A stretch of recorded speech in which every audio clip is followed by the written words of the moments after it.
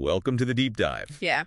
So today we're tackling a real classic for you RC fans, the Tamiya Grasshopper. Oh, yeah. Great kit. Specifically, the candy green edition. Item 47348 for those keeping track. It's got that amazing TS-52 candy lime green ABS hard body.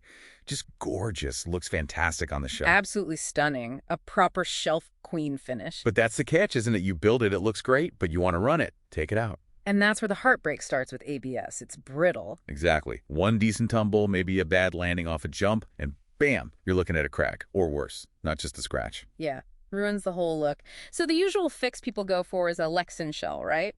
Polycarbonate, tough, flexible. Makes sense. Swap out the fragile beauty for something durable. Simple swap. Well, simple until you hit the paint. That's the big snag. Ah, right. The original paint, the TS-52 lacquer. It's made for rigid plastic, for ABS. Put that on flexible Lexan. Tamiya themselves warn you it's just going to crack, flake right off. Chemically incompatible. So you lose that incredible color. Okay, so for you listening, that's our mission today. How do we get that exact TS-52 candy lime green look, that's the specific shade, onto a durable Lexan body? So you get the best of both worlds. Looks like the shelf queen, drives like a runner. Precisely. Yeah. Okay, let's try and crack this color code. Let's do it. Now that candy lime green, it's got this real depth to it. It's not just flat green. What gives it that candy look? Right. It's not just one paint coat doing all the work. People often think that, but TS-52 is really an optical system. It's a true candy paint. Thinking. Meaning you've got a translucent color layer, the green, over a reflective base, like light goes through the green tint, Okay. bounces off the metallic base underneath, and then comes back out through the green again. That's what gives you that depth, that glow. Think classic Kawasaki bikes. Oh, okay. That makes sense. It's layers working together. Exactly. It's light playing through layers. It's an illusion, really. And digging into this specific color, our sources mention something interesting, a detail you might miss. It has a lovely golden-like fleck. Yes. And that is crucial. Absolutely critical detail. Why golden, specifically? Why not just silver? Because if you just used a standard silver base, you'd get a candy green, sure, a bright one, probably, but it wouldn't be TS-52 green. It wouldn't have the right warmth. Spot on. That golden fleck tells you the reflective base needs to be warm, needs to be gold tone, not a cool silver. To get it authentic, you have to replicate that warmth, that specific shimmer, along with the color and depth. Okay, so we need that warmth. We need that gold undertone. How do we get that using the Tamiya PS paints?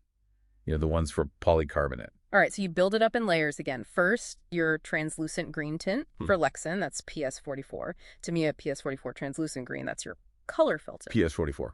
Got it, the green layer. Then the vital part, that warm, reflective base. Now, you could reach for PS-41 bright silver. That's a common metallic backer. But that would be too cool, right? Yeah. Wrong tone. Exactly. To capture that authentic golden fleck, that warmth, you strategically use PS-52. PS-52. Champagne gold. The anodized aluminum one. That's the one. PS-52 champagne gold anodized aluminum. That's the secret sauce. Backing the translucent green with this gold gives you that specific warm undertone of the original TS-52. Wow. So the base layer choice totally shifts the final color. Okay, so we have PS-44 green, then PS-52 gold. What's next? Is that it? Almost. You need one final layer to really make it pop and to make it opaque so the light doesn't just pass through. Ah, okay. And for maximum brightness, maximum vibrancy, you back the whole thing with PS1 white. White. Why white? White reflects the most light back through the gold and the green layers. It makes the whole thing look brighter, more vivid. Oh. If you used, say, black, it would make it deeper maybe, but much darker. It wouldn't match that lively original color. PS1 white is the way to go. So translucent green, champagne gold, then white. In that order. And really important tip here. Apply each color in multiple light coats. Don't blast it on thick. Let each coat flash dry a bit before the next. Patience is key. Definitely. And always, always, always do test sprays first. Get some scrap Lexan, practice your layers, get the feel for it before you touch your actual Grasshopper body. Trust me on this one, you don't want your first attempt to be on the real thing. Sound advice. Okay, so let's recap this for everyone listening. Yeah. We started with the TS-52 dilemma on ABS, figured out the golden fleck secret. Yeah, understanding it's an optical system. And then we mapped that onto the PS paints for Lexan. Right. So for you, getting that authentic look means seeing it as layers. PS-44 translucent green is your filter. The color itself? PS-52 champagne gold is that critical warm base, the secret shimmer. The golden collect. And PS-1 white is the final backer for maximum pop and brightness. Follow that process, use those test panels. And you should get a result that looks spot on, but on a body you can actually drive without fear. Exactly. Visually indistinguishable, but tough as nails. Okay, great stuff. So, stepping back from just this green grasshopper, Yeah. what's the bigger takeaway here for you, the listener? Well, I think it shows that achieving a really deep, vibrant, specific color often isn't about finding one perfect paint pot. Right, it's about construction. It's about understanding how layers interact, how light works, how materials behave. It's a constructed optical illusion in a way. So the final thought for you to ponder is this idea of layering, of understanding material compatibility and optical effects.